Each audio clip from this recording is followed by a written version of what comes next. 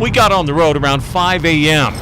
Fortunately, a short drive down the highway, then an even shorter trip down a gravel road, and once at camp, we switched our gear from the truck to a UTV. Then down a cattle path to a field where we knew turkeys were roosting. I've got this custom-made box call a friend of mine made in Georgia. I've got fighting purrs. I've got 2 slate calls. I got every kind of call. I take as many calls with me out in the woods to sound like as many different hens as I can, because you never know what sound it is that's going to bring that gobbler in. 7 o'clock. They're already gobbling, so we need to get set up quickly.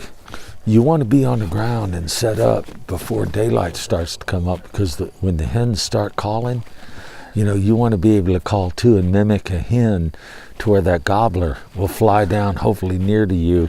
Hopefully you'll be able to draw him within gun range. Once the sun began to come up, the gobblers really started talking.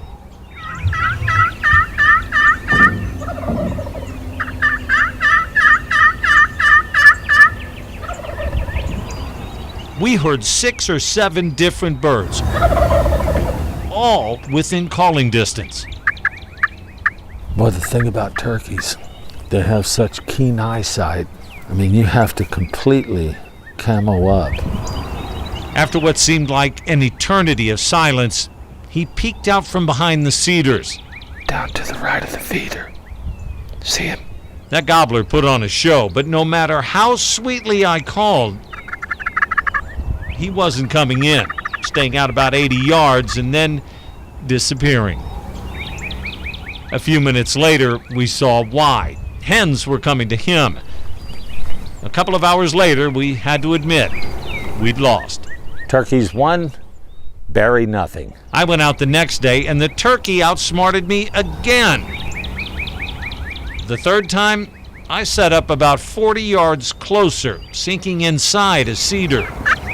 I called and called, but not a peep. There he is. This sly, lovesick gobbler tried sneaking in. But this time, I outsmarted him.